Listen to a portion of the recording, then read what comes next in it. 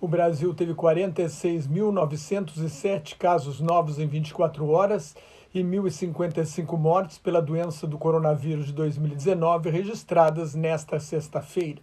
O total de mortes chegou a 56.109, o de casos confirmados a 1.280.054 e o de pacientes curados a 697.500. Há 27 dias, o Brasil é líder mundial na média semanal de casos novos da Covid-19. São Paulo chegou a 258.508 casos confirmados e quase 14 mil mortes. Se fosse um país, São Paulo estaria em nono lugar no número de casos, logo atrás do Peru e do Chile. O Rio de Janeiro tem 108.500 casos confirmados e quase 9.600 mortes. Se fosse um país, o Rio de Janeiro seria o 19º do mundo em número de casos. No mundo inteiro, já são mais de 9.925.000 casos confirmados, 497.000 mortes e 5.374.000 pacientes curados. Dos casos encerrados, 8% terminaram em morte, 1 ponto percentual a menos do que na semana passada. Os Estados Unidos tiveram recorde de casos novos pelo terceiro dia consecutivo.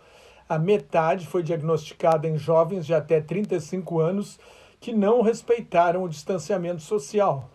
Com a reabertura da economia, no total, os Estados Unidos somam quase 2.553.000 casos confirmados e 127.640 mortes.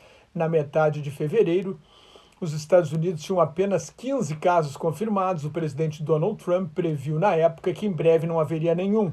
Mas repórteres do jornal The New York Times estimaram na época o número real de casos em 2.000. Em 1º de março, Nova York tinha um caso confirmado. O jornal estimou que deveria haver pelo menos 10.000. A população de origem latino-americana registrou um aumento de 32% dos casos novos nos Estados Unidos. A Flórida, estado de grande população latino-americana, de origem latino-americana, que deve ser o novo foco principal da pandemia nos Estados Unidos, registrou mais 8.900 casos na sexta-feira. Sob protestos da extrema-direita, o governador do Texas, Greg Abbott, deu uma trava na reabertura da economia e fechou todos os bares. No condado de Harris, onde fica Houston, uma das maiores cidades do estado, que tinha 91% dos leitos de UTI ocupados, a ordem é ficar em casa. Com 509.000 casos, a Índia é o 4º país em número de infecções, depois dos Estados Unidos, do Brasil e da Rússia. Para conter a pandemia, o governo indiano pretende examinar todos os 29 milhões de habitantes da capital, Nova Delhi, que está tendo 3 vezes mais casos novos do que Mumbai, a maior cidade e principal centro econômico. A Índia registra 15.689 mortes até agora. A Argentina endurece a quarentena. De 1º a 17 de julho, só serão autorizadas atividades essenciais nas áreas críticas. 70.000 lojas serão fechadas, será proibido fazer exercícios na rua. Com 2.886 casos num dia, 92% na cidade e na província de Buenos Aires, o total de casos confirmados na Argentina passou de 55.000.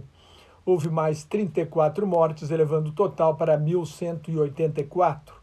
O Brasil tem uma população 4,7 vezes maior do que a Argentina e 47 mais mortes do que o país vizinho. A Organização Mundial da Saúde considera que a vacina que está sendo produzida pelo laboratório britânico AstraZeneca e a Universidade de Oxford, na Inglaterra, que está em testes clínicos no Brasil, a mais avançada do mundo.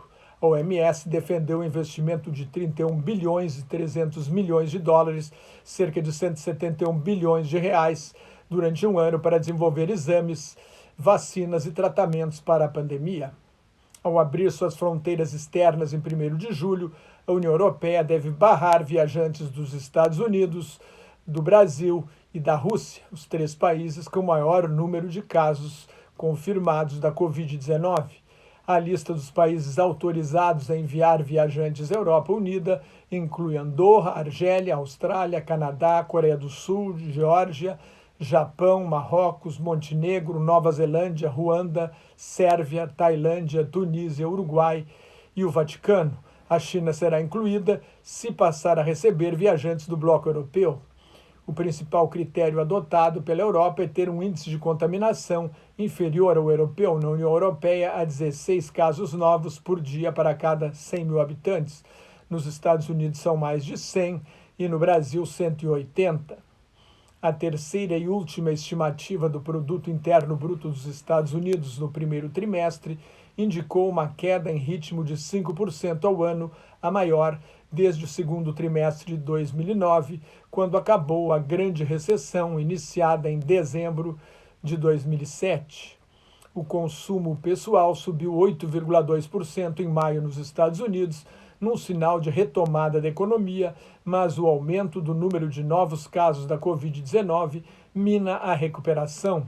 Em Nova York, o índice Dow Jones da Bolsa de Valores de Wall Street caiu mais de 730 pontos, ou 2,84%, por causa do risco de que o aumento da contaminação pelo coronavírus, o risco que a contaminação pelo coronavírus representa para a abertura da economia. A Bolsa de São Paulo recuou 2,24%.